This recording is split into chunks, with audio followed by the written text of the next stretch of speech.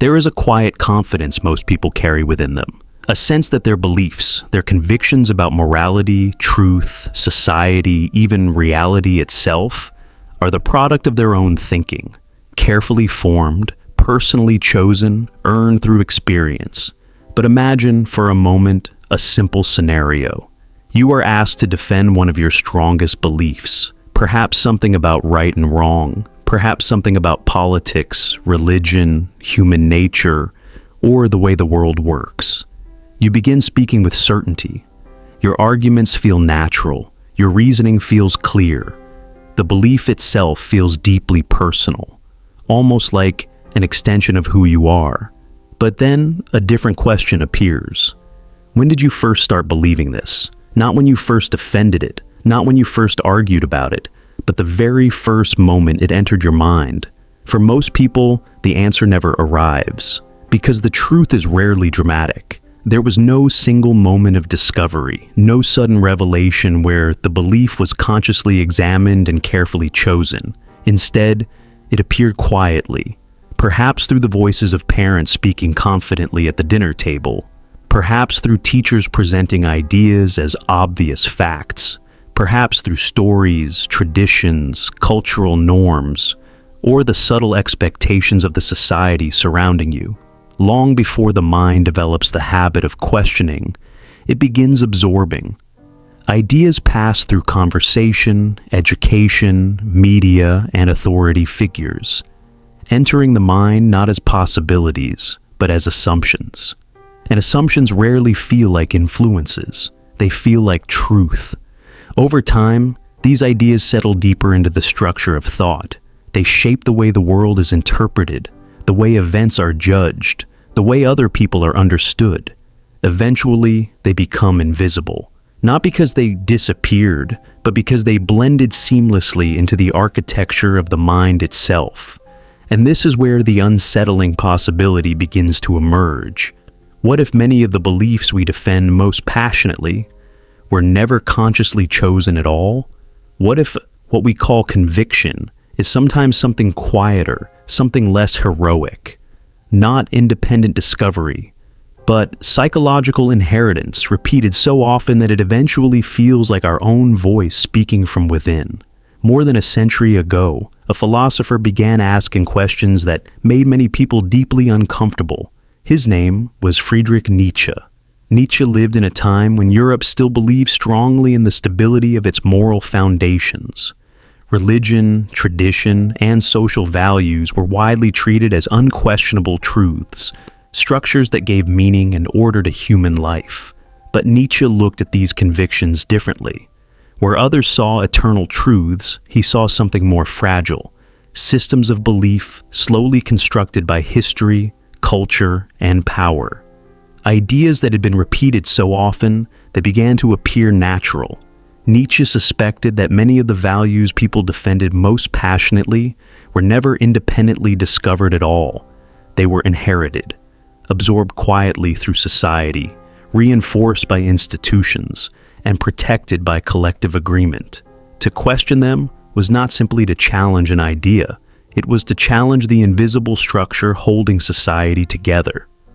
One of Nietzsche's most unsettling observations was directed toward what he called the herd mentality. Human beings, he believed, possess a deep psychological desire to belong, to remain part of the group, to feel aligned with the moral expectations of the surrounding community.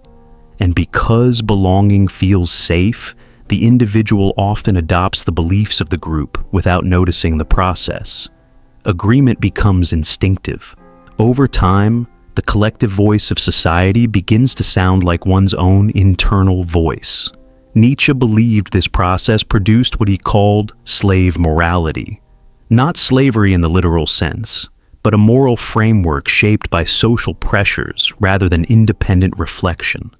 A system where values emerge from collective convenience rather than individual examination.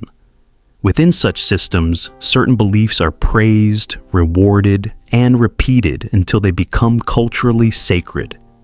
To question them becomes socially dangerous. And so most people do not question them at all, but Nietzsche's criticism was not simply that society encourages conformity. His deeper concern was more psychological. People begin to mistake inherited values for personal convictions. They defend ideas they never consciously evaluated. They experience certainty without remembering its origin. In this way, social conditioning becomes invisible. The individual believes they are thinking freely, while quietly repeating beliefs absorbed from the surrounding culture. And this is what made Nietzsche's warning so unsettling. The greatest obstacle to independent thought is not ignorance. It is the quiet confidence that the beliefs inside our minds are truly our own. If beliefs are often inherited, and if societies quietly pass ideas from one generation to the next, then a deeper question begins to appear. Why do individuals accept these beliefs so easily? Why does the human mind absorb collective opinions with such confidence, often without serious resistance? The answer may lie in something far more ancient than philosophy. Long before complex societies existed, human survival depended on belonging to a group. Isolation meant vulnerability. The individual who drifted too far from the tribe faced dangers that were nearly impossible to confront alone. Over thousands of years, this dependence shaped the architecture of the human mind. To belong was not simply comforting, it was necessary, and so the mind evolved subtle psychological mechanisms designed to maintain harmony within the group. Agreement became a social signal of loyalty. Shared values created trust. Common beliefs helped individuals coordinate behavior without constant conflict. Within such environments, conformity carried powerful emotional rewards. The individual who shared the group's worldview experienced something deeply stabilizing: acceptance. To hold the same beliefs as those around you meant fewer arguments, fewer threats to social standing, fewer moments of uncomfortable disagreement. The world felt more predictable when everyone seemed to see it the same way. But the opposite experience, questioning the collective view, produced a very different emotional response. Doubt creates friction. A person who challenges shared beliefs does not merely introduce a new idea. They disrupt a fragile social equilibrium. Suddenly, conversations become tense. Assumptions once treated as obvious begin to require explanation. The group senses instability, and the individual who raised the question begins to feel something subtle but unmistakable: distance. This psychological tension is rarely dramatic. No one necessarily declares open hostility. Yet the discomfort is felt through small signals: awkward silence, dismissive laughter, the quiet suggestion that some ideas are better left alone. Gradually, the mind learns an important lesson. Certain beliefs are safe, others are dangerous. Over time, individuals begin adjusting their thinking accordingly. Ideas that align with the group's perspective are reinforced and repeated. Ideas that challenge the group are often suppressed, not always consciously, but through quiet self-correction. The result is a form of intellectual harmony. Everyone appears to think freely, yet most thoughts move along remarkably similar paths. The philosopher Friedrich Nietzsche described this phenomenon with unsettling clarity. He believed that much of human morality and belief emerges from what he called the herd instinct, the deep psychological pull toward collective agreement. In a herd, survival depends on moving together. Individuals who wander too far from the group risk isolation, and so the instinct to belong quietly shapes the boundaries of acceptable thought. But what begins as a mechanism for social stability slowly evolves into something more complex. Shared beliefs gradually become markers of identity. To question the belief is no longer merely an intellectual exercise. It begins to feel like a challenge to the group itself. And because identity is tied to belonging, disagreement begins to feel personal. A conversation about ideas becomes a conflict about loyalty. Within this environment, independent thought becomes psychologically difficult, not because individuals lack intelligence, but because questioning the group carries emotional consequences. Conformity, on the other hand, offers something comforting. Certainty feels stronger when others share it. Convictions appear more reliable when they echo through the voices of friends, family, institutions, and communities. The agreement of others begins to function as a kind of evidence. If everyone believes something, it must contain some truth. Or so it appears. But this comfort comes with a hidden cost. Over time, the individual mind begins to rely on the group for intellectual direction. Instead of exploring ideas independently, it gravitates towards conclusions already accepted by the collective. Agreement becomes easier than investigation, and slowly, almost invisibly, something begins to change.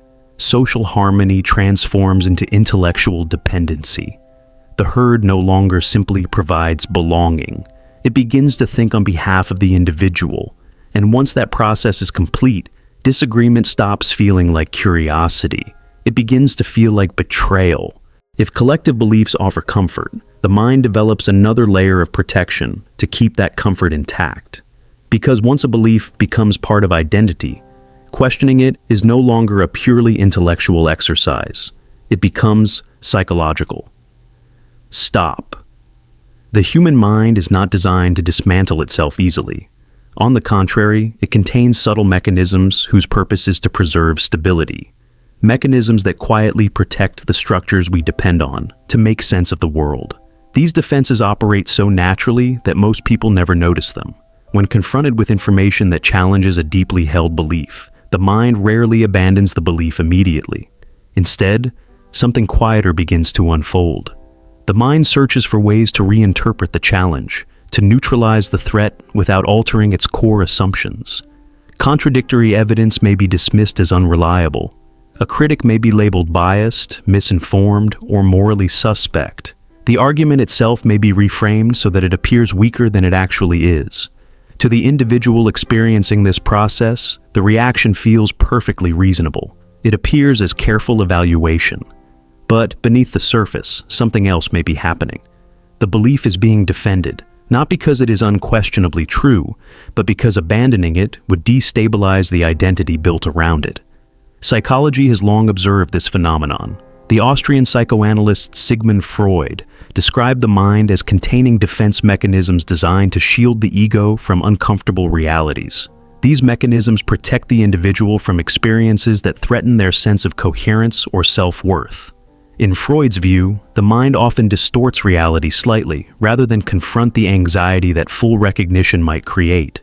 Another thinker, the Swiss psychiatrist Carl Jung, explored a similar dynamic from a different angle. Jung believed that much of the human psyche operates outside conscious awareness. Beneath the surface of deliberate thought lies the unconscious, a realm of fears, desires, and unresolved conflicts that quietly shape perception. When a belief becomes deeply tied to identity, challenging that belief can stir something within this unconscious layer.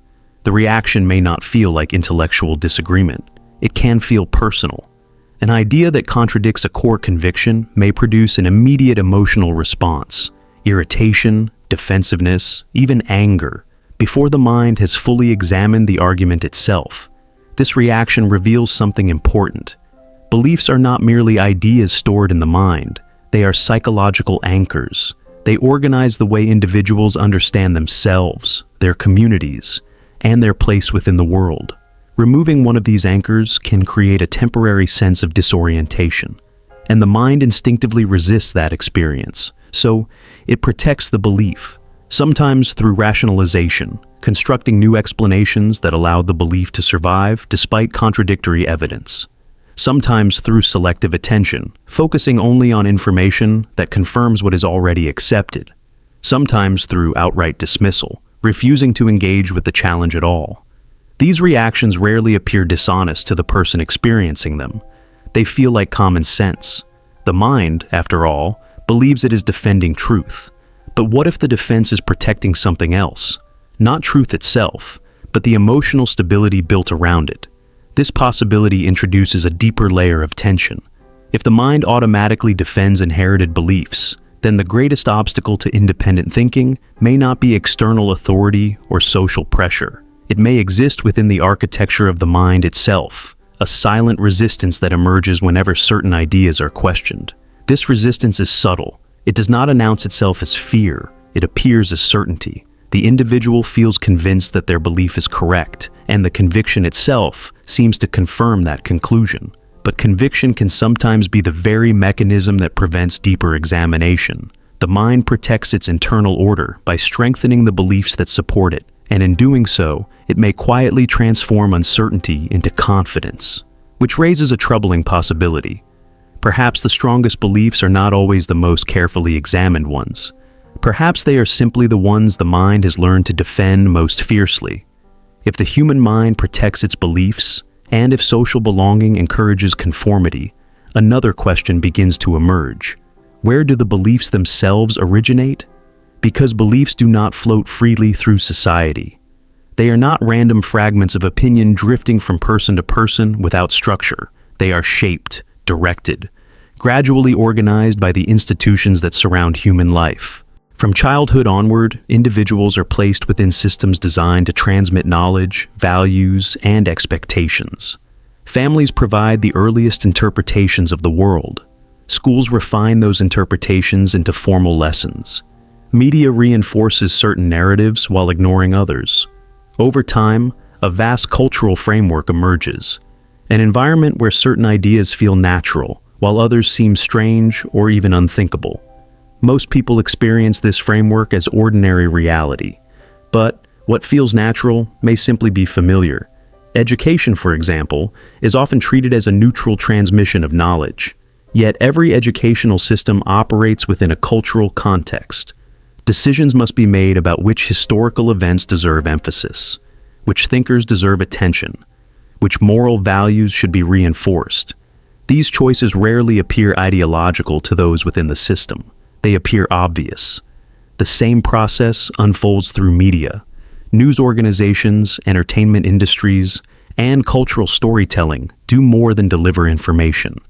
They shape the emotional tone through which society interprets events. Certain perspectives are repeated consistently, becoming the background assumptions through which reality is filtered. Gradually, a shared narrative forms, not necessarily through conspiracy or deliberate manipulation, but through alignment between institutions that draw from the same cultural foundations. Ideas circulate through classrooms, headlines, films, political speeches, and public conversations, until they become so familiar that they begin to feel self-evident. When something is repeated across multiple sources, the mind experiences it as confirmation, and confirmation produces confidence. Yet, repetition does not necessarily mean independence. It can also mean reinforcement. The philosopher Friedrich Nietzsche observed that societies often cultivate belief systems that maintain social stability.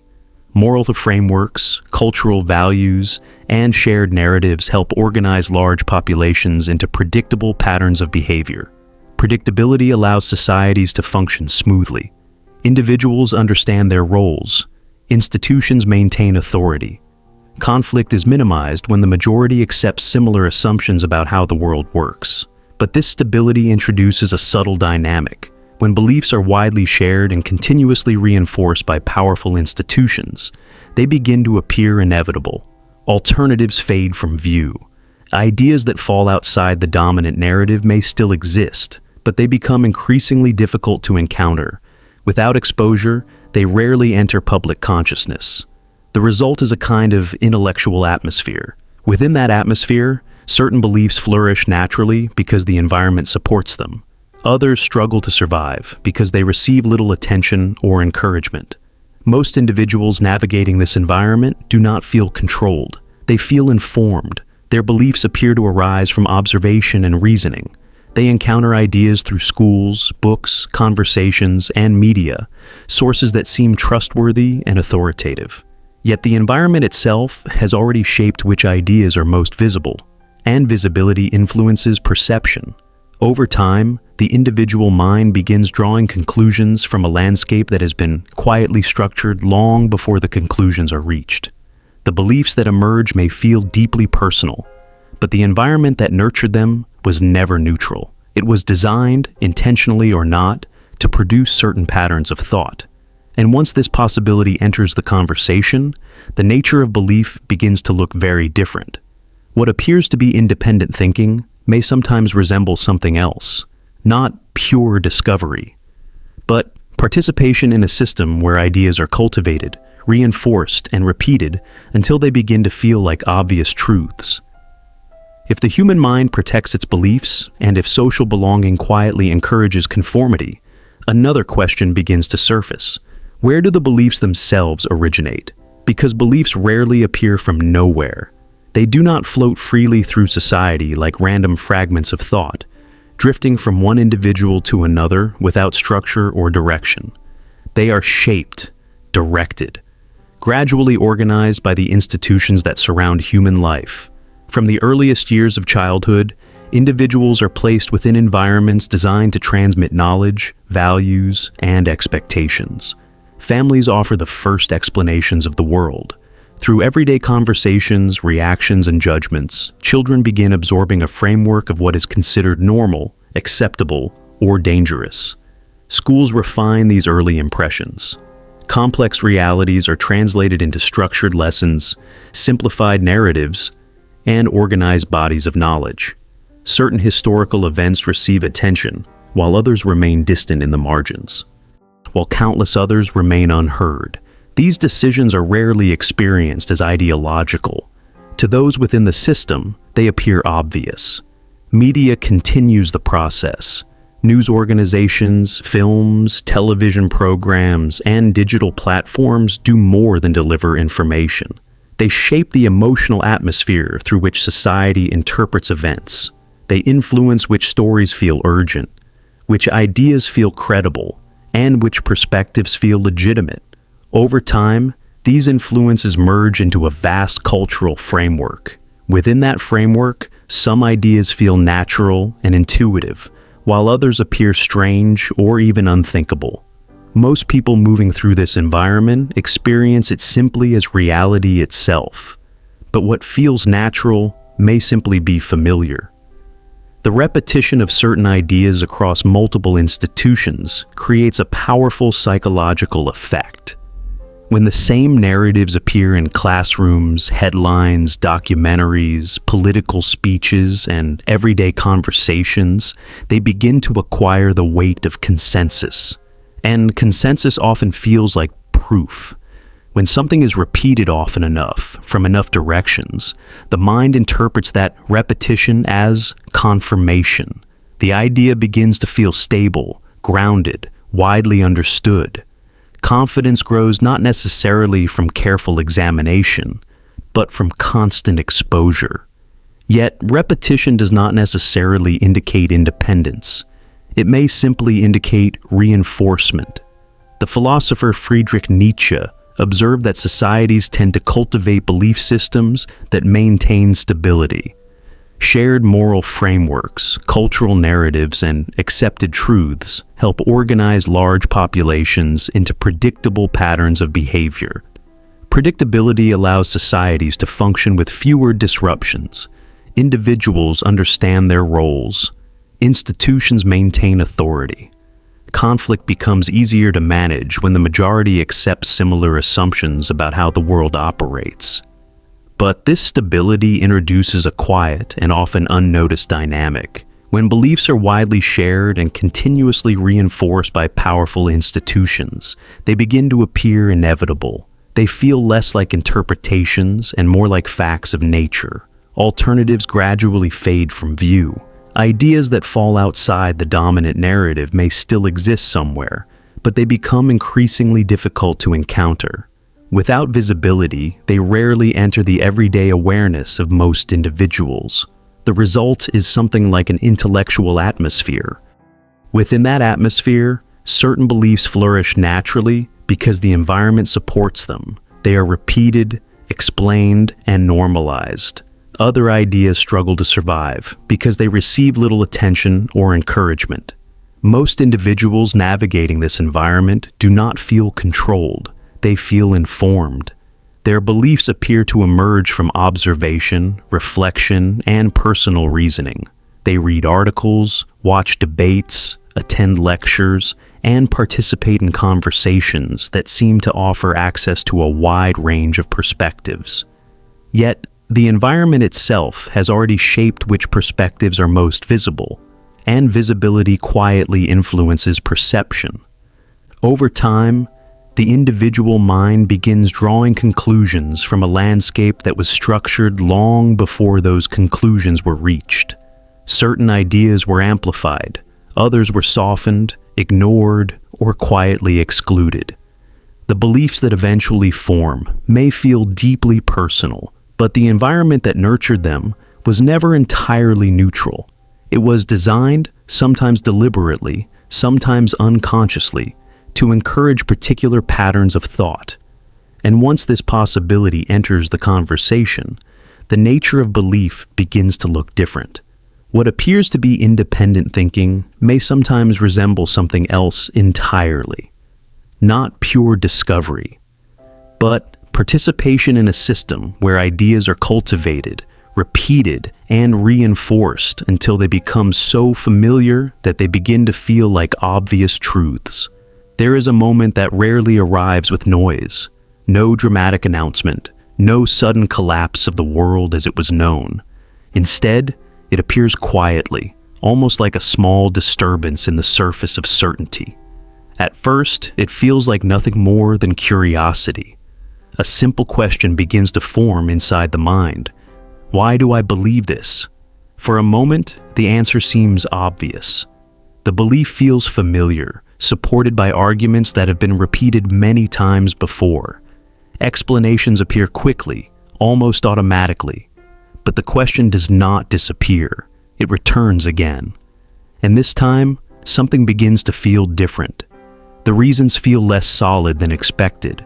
The arguments seem borrowed, phrases heard before, ideas expressed countless times by others. The belief itself still feels strong, yet its origins become strangely difficult to locate. The mind searches backward through memory, looking for the moment when the conviction was first formed. But there is no clear beginning.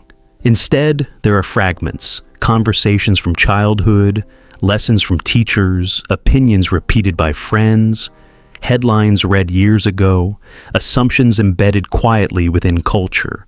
None of these moments felt decisive at the time, yet together they formed something powerful, a belief that eventually began to feel like one's own. This realization does not immediately destroy the belief, but it introduces a subtle fracture within it. The certainty remains, but now it carries a quiet question beneath its surface. Did I truly choose this idea?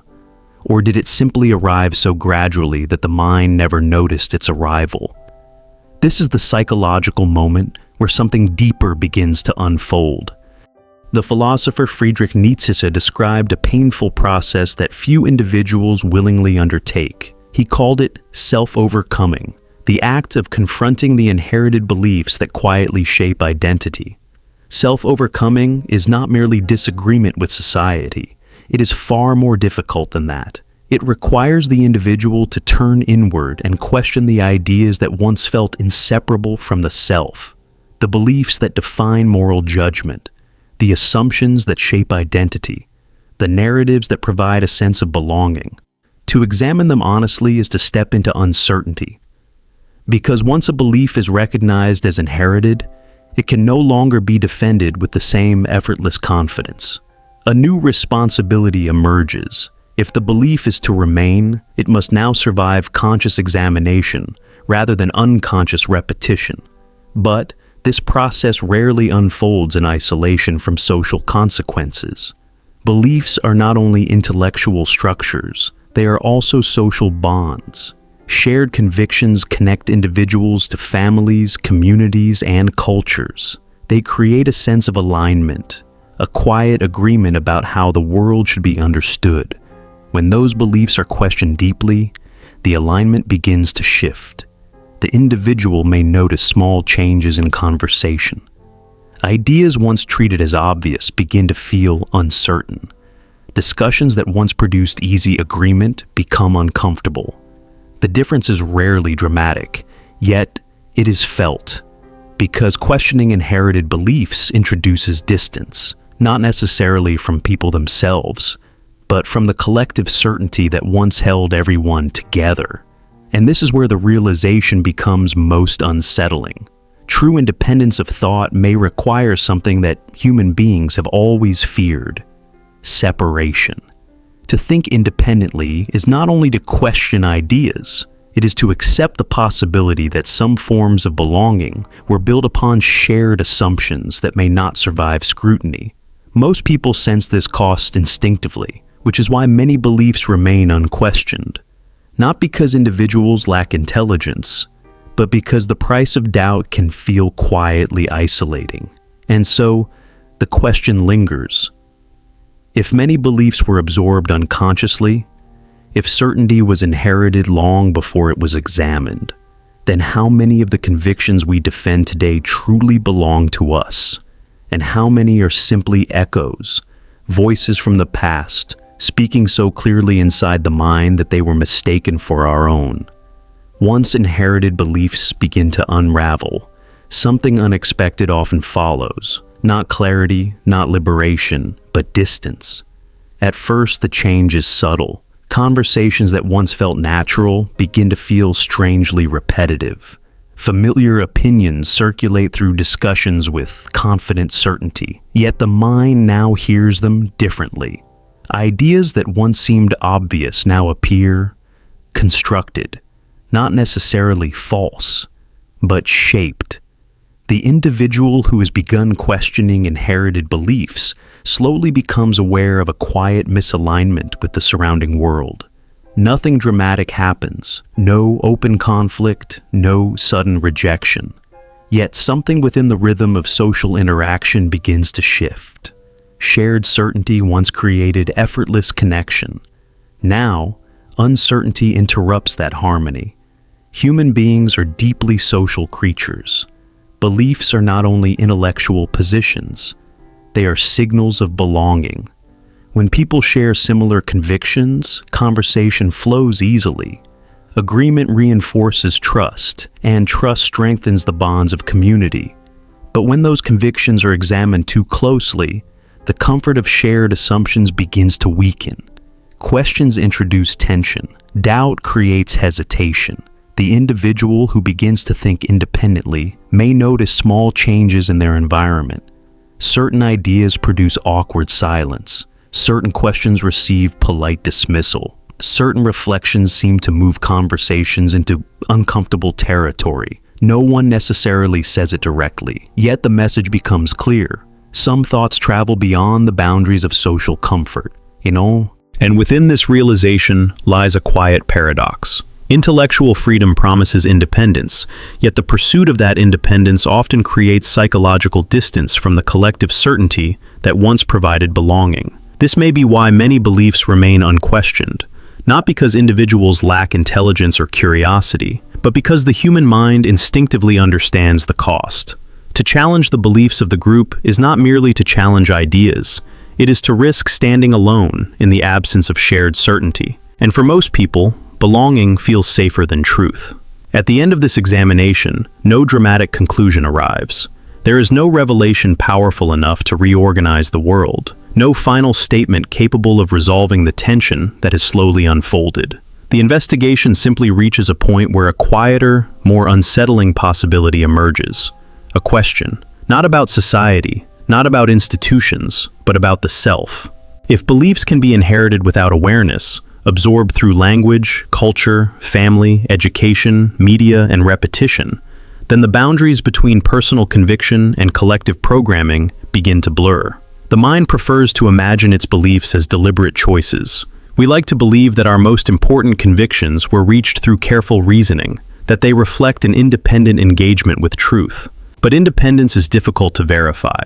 Many beliefs arrive long before critical thinking fully develops. They enter during childhood through authority figures, through social expectations, through environments that quietly define what is normal, acceptable, or unquestionable. Over time, these inherited assumptions settle into the structure of identity itself.